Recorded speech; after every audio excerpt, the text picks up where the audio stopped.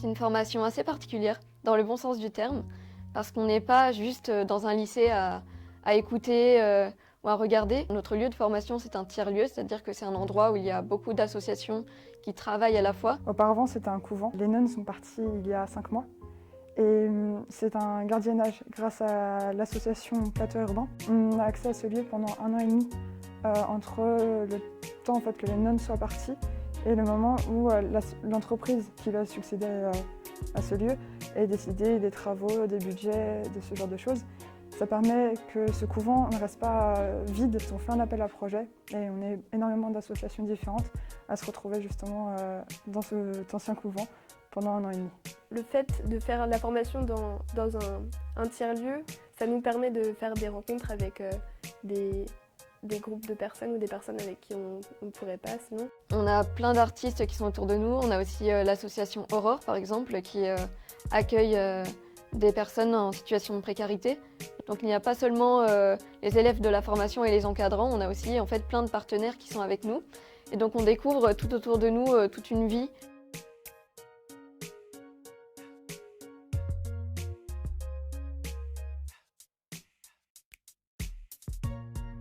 À notre toute première semaine de formation, on a pu être bénévole à l'association Linky, qui redistribue des invendus alimentaires à des étudiants en précarité.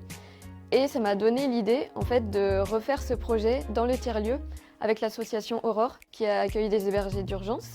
Et donc j'ai mené un projet de repas solidaire, où du coup je suis allée démarcher plusieurs endroits comme Biocoop ou La Main Verte pour récupérer des invendus alimentaires qu'on a cuisinés pour les 40 réfugiés.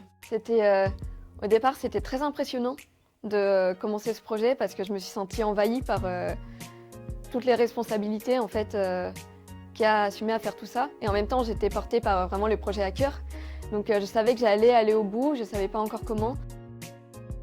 Il y a une cuisine collective dans le lieu avec un cuisinier. Et c'est grâce à sa présence aussi qu'on a pu monter le projet de repas solidaire. Ça m'a beaucoup donné confiance en moi à la fin de voir tout ce que j'avais accompli avec toute l'équipe, parce que s'il n'y avait pas eu l'équipe, j'aurais jamais réussi à le faire. Et je me suis rendu compte qu'en fait, on se complète vraiment avec toutes les compétences qu'on s'apporte les uns les autres. Et qu'à partir du moment où on veut faire quelque chose, on y arrive, on se donne les moyens et puis on le fait.